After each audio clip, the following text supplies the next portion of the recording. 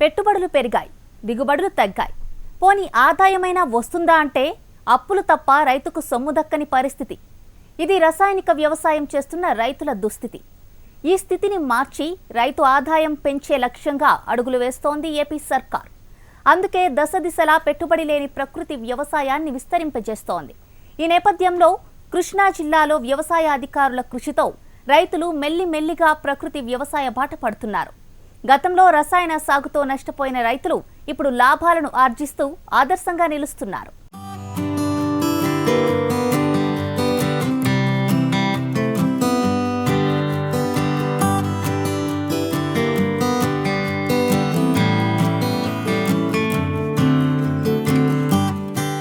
హరిత విప్లవం కారణంగా ఒకప్పుడు సస్యశ్యామలంగా ఎంతో ఆరోగ్యంగా ఉన్న నేలలు హానికరమైన రసాయనాలతో కలుషితమయ్యాయి. నేలలో పోషకాల స్థాయి గణనీయంగా తగ్గింది. ఫలితంగా ఎన్ని రకాల రసాయనాలు వాడినా, పురుగుమందులు వాడినా ప్రస్తుత పరిస్థితుల్లో దిగుబడులు రాని పరిస్థితి ఏర్పడింది. ఇష్టానుసారంగా పిచికారీ చేస్తున్న మందుల కారణంగా రైతులకు పెట్టుబడులు పెరిగాయి. నికరాదాయం తగ్గే పరిస్థితి ఏర్పడింది. ఆహార భద్రత సాధించాము, కానీ ఈ క్రమంలో రైతు సంక్షేమాన్ని విస్మరించాం.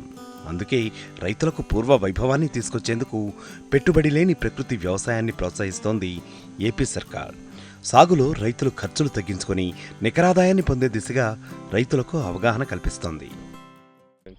అసలు ప్రధానంగా ఎందుకు పెట్టుబడి లేని ప్రకృతి వ్యవసాయం చేయాలి అనే దాని గురించి రైతుల్లో అవగాహన కల్పించడం జరుగుతూ ఉందండి. దీనిలో భాగంగా మనం ఒకసారి ఆలోచించినట్లయితే మనకి స్వాతంత్రం సిద్ధించిన నాటికి దాదాపు 33 కోట్ల జనాభా మన దేశ జనాభా ఉన్నారు.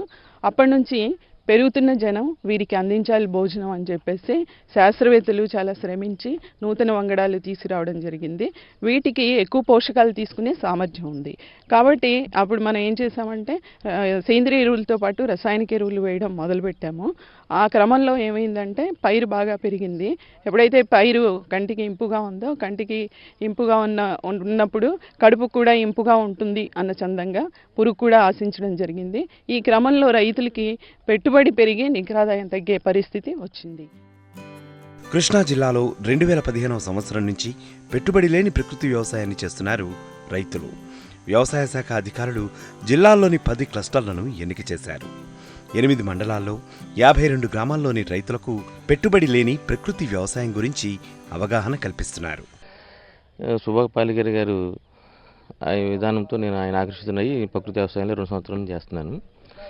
మన డిపిఎం విజయ్ కుమార్ గారు మేడం గారు, మా యువ శ్రీనివాసరావు గారు, జెడ్పీఎన్ఎఫ్ అంజయ్ కుమార్ గారు, మన విజయ్ కుమార్ సార్ గారు ఉన్నారు కదా, వారి ఆధ్వర్యంలో 2 సంవత్సరాల నుంచి నేను ఈ పత్తి మేళలోనేమో వంగ పెడతానండి. దానిలో ముందు మేము మొక్కలేసే ముందు ఘనామృతాన్ని ఎకరంకి వచ్చేసి 300 కేజీలు భూమిలో చిమ్మేస్తాం. తర్వాత 30 డేస్ తర్వాత ఏం చేస్తామంటే క్రాప్ అయ్యే టైంలో 60 రోజులకి 3 సార్లు జీవామృతం పైపుల ద్వారా వదిలేస్తానండి. అయిన తర్వాత ఆ భూమి ఫస్ట్కి ఇప్పుడు కూడా ఏమైందంటేనండి దాంట్లో లూజ్ వచ్చేసింది, బాగా భూమి సారవంతమైంది. తర్వాత ఏం చేస్తామంటే ఈ వంగకి దశపత్ర కషాయాలు క్వాలిటీ ఉంటుంది, మామూలు దానికి దీనికి కూడా డిఫరెన్స్ చేస్తాం. మాకు గవర్నమెంట్ కూడా ఆవునిచ్చారు. జిల్లాలో ఏ పొలాన్ని పరీక్షించినా నేలలో సేంద్రియ కర్బనం చాలా తక్కువగా కనిపించడాన్ని గుర్తించారు అధికారులు. దీనిని అధిగమించి నేలలో పోషకాలు పెంచే దిశగా అడుగులు వేస్తున్నారు. ప్రత్యామ్నాయ ఎరువుల గురించి చెబుతున్నారు.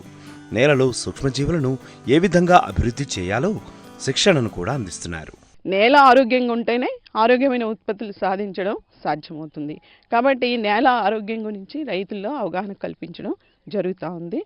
ప్రధానంగా ఏంటంటే మనం ఇప్పుడు కృష్ణా జిల్లాలో తీసుకున్నట్లయితే ఏ పొలాన్ని మనం పరీక్ష చేసినా కూడా సేంద్రియ కర్బనం లేదు, ఉన్నా చాలా తక్కువగా ఉంది అని మాత్రమే వస్తుంది. దీన్ని అధిగమించడానికి మరి నేలలో పోషకాలు పెంచడానికి రైతుల్లో అవగాహన కల్పించడం జరుగుతూ ఉంది.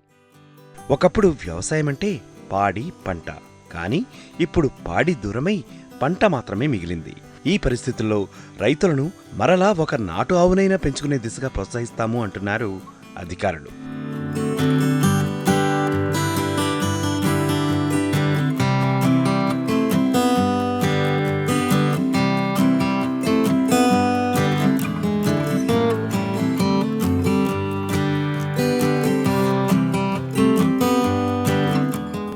గతంలో రైతులు రసాయనిక వ్యవసాయం చేసేప్పుడు పెట్టుబడులు చాలా అధికంగా అయ్యేవి. దీంతో వ్యవసాయ అధికారులు 15 నుంచి 20% పెట్టుబడులు తగ్గించాలి, 20% దిగుబడులు పెంచాలి అనే విధంగా రైతులకు శిక్షణా కార్యక్రమాలు నిర్వహిస్తున్నారు. పెట్టుబడి లేని ప్రకృతి వ్యవసాయంలో ప్రధాన అంశమైన అంతర పంటలు, ఆకర్షిత పంటలు, ఎర్ర పంటలు, కంచె పంటలు వీటన్నింటినీ ప్రధాన పంట పరిసరాల్లో వేసుకుంటే ప్రధాన పంటకు అయ్యే ఖర్చును వీటి నుంచి తీసుకోవాలి అన్నది ప్రధాన ఉద్దేశం. గౌరవనీయులు శ్రీ సుభాష్ పాలేకర్ గారు అంతర పంటలు, ఆకర్షిత పంటలు, ఎర్ర పంటలు, కంచె పంటలు ఈ పంటలన్నీ కూడా వేసుకుంటూ రైతులు ప్రధాన పంటకయ్యే ఖర్చు అంతర పంటల ద్వారా మరి తీసుకోవాలని చెప్పేసి వారి యొక్క ఉద్దేశం. కాబట్టి ఒకే పొలంలో మనం ఏక పంట విధానానికి స్వస్తి చెప్పి మరి పలు పంటల విధానానికి కనుక రైతులు వచ్చినట్లయితే మంచి దిగుబడులు సాధించవచ్చు. ఒకే పొలంలో ఏకపంట విధానానికి స్వస్తి పలికి వివిధ రకాల పంటలను వేసుకుంటే మంచి దిగుబడులను సాధించవచ్చు. దీనివల్ల రైతులకు నిరంతరం ఆదాయం పొందే అవకాశం ఉంటుంది. చౌడు భూముల్లో కూడా వ్యవసాయం చేయవచ్చు అని నిరూపిస్తున్నారు కృష్ణా జిల్లా రైతులు. గతంలో ఖరీఫ్లో మాత్రమే పంటలు సాగు చేసేవారు రైతులు. రబీలో ఎలాంటి పంటలు ఉండేవి కాదు. నేడు సంవత్సరం పొడవునా రైతులు పంటలు సాగు చేస్తున్నారు, నికర ఆదాయం పొందుతున్నారు. జిల్లాలో మొదటి విడతగా 10 క్లస్టర్లు ఎంపిక చేశారు అధికారులు. రెండో విడతగా 15 క్లస్టర్లను ఎంపిక చేశారు.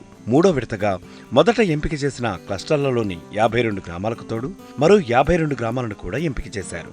అక్కడ రైతులను ఎన్నిక చేసి వారికి శిక్షణా కార్యక్రమాలను నిర్వహించనున్నారు. రెండో విడత ఎంపిక చేసిన 15 క్లస్టర్లకు 60 గ్రామాల్లో 6,000 మంది రైతులకు శిక్షణను ఇస్తున్నారు. మూడో విడతగా మిగిలిన మండలాల్లో క్లస్టర్లలో లేని గ్రామాలను ఎంపిక చేసి రైతులకు శిక్షణను అందిస్తున్నారు. కృష్ణా జిల్లాలో మొదటి విడతగా 10 క్లస్టర్లు ఎన్నిక చేయడం జరిగింది.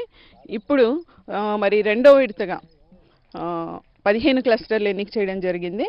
మూడో విడతగా మొట్టమొదటిసారి మనం ఎన్నిక చేసినటువంటి 10 క్లస్టర్లో ఉన్న 52 గ్రామాలకి అనుసంధానంగా ఇంకొక 52 గ్రామాలని ఎన్నిక చేయడం జరిగింది. అక్కడ నుంచి రైతులను ఎన్నిక చేసి వారికి శిక్షణా కార్యక్రమాలు ఇవ్వడం జరుగుతుంది.